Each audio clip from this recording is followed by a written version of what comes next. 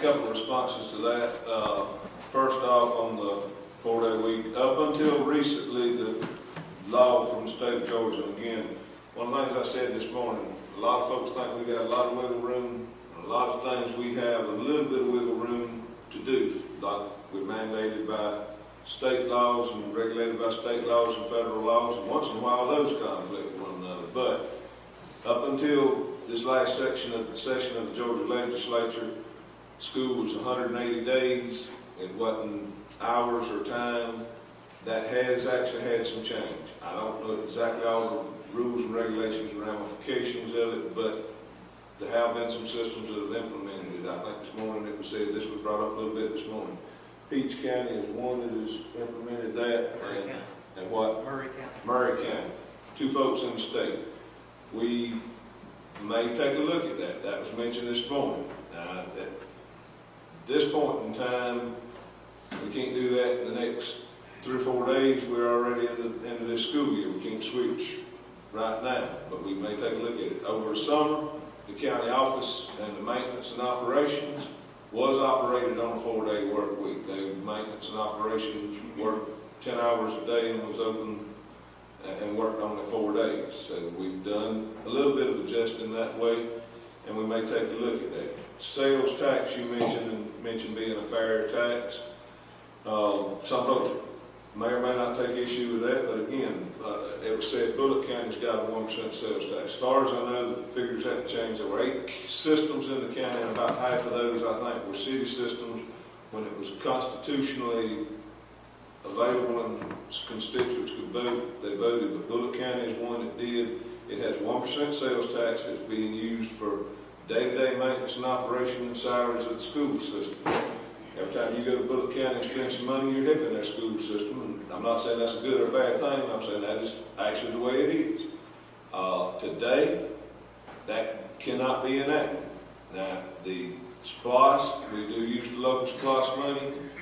The SPLOST resolution has some things, textbooks, computers, certain things, that if we didn't do those, we'd have had to raise millage rate already to pay for those, because some of those things would have been done. Some of the buildings that we have done, the gyms or additions to Swainsboro, our ECI, our Twin City Elementary, some of those probably would not have been done. Major construction probably wouldn't have been done if we'd had to have done that without the SPLOST. But the thing we have to do, if you want that change, somebody needs to talk to Jack Hill, Butch Parish, and lobby to get the Constitution changed back where we can have a sales tax. So, I mean, does that answer your question, Terry? Does that kind of cover what you're asking? Yeah, that's it.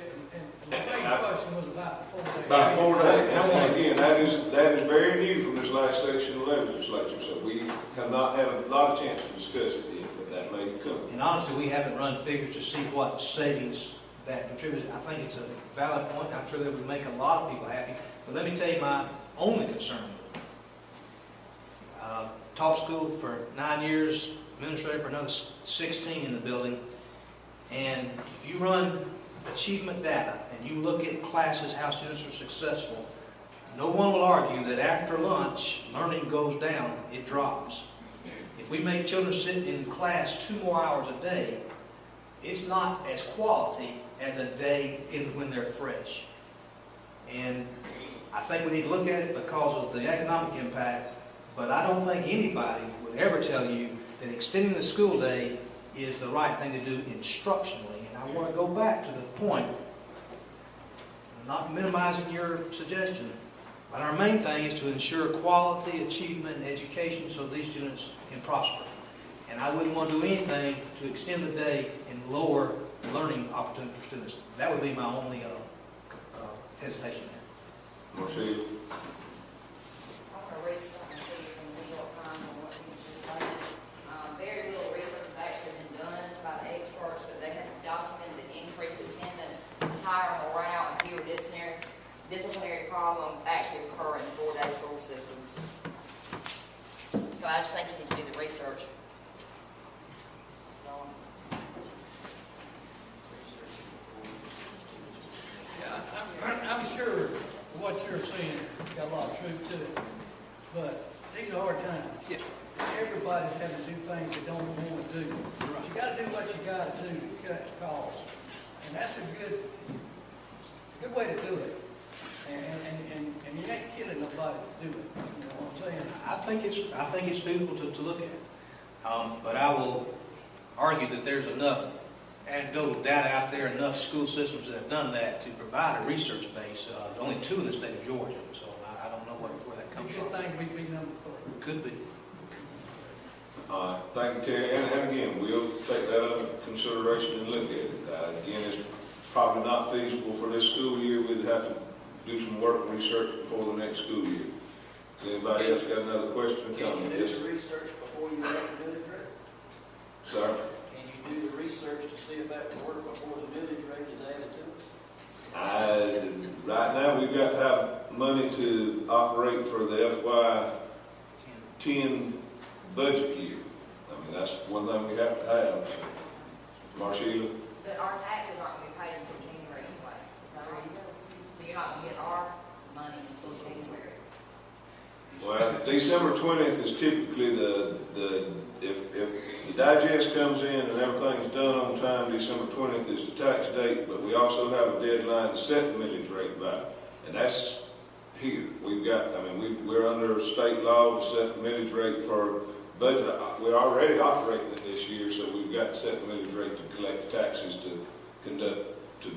cover the business, and we have to have a balanced budget to do that also. Well, what would happen if y'all set this mill rate higher and people with a lot of property, there's a lot of older people that's worked all their life for their property and they have it, and maybe the mother is left, the father has passed away, how is she, and she can't pay her taxes, she's on a fixed income, but if she sells her land, most of her money, big percentage of it, 35% goes for federal tax.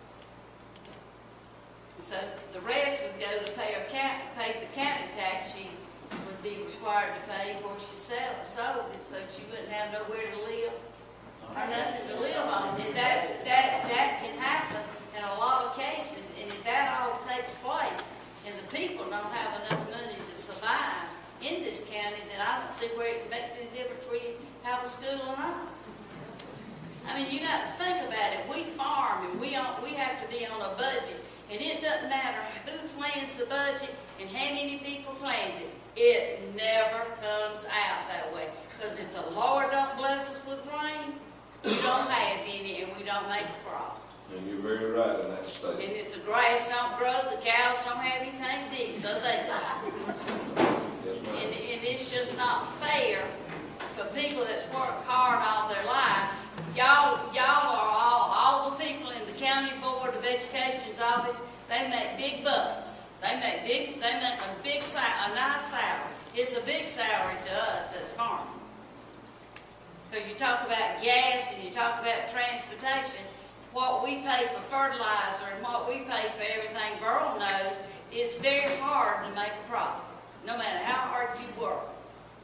And what you're taxing is not a person with a $500,000 house or $200,000 house. You're taxing the farmers that owns the land, that's been here in this county, owning land and paying taxes and supporting this county for years. And it's just not right that you can't figure out some other kind of way where everybody can live with it. It's not right to put one group out of commission so everybody else can have a school system and they can drive their big cars and they can live their life. Let's be fair. Well, again,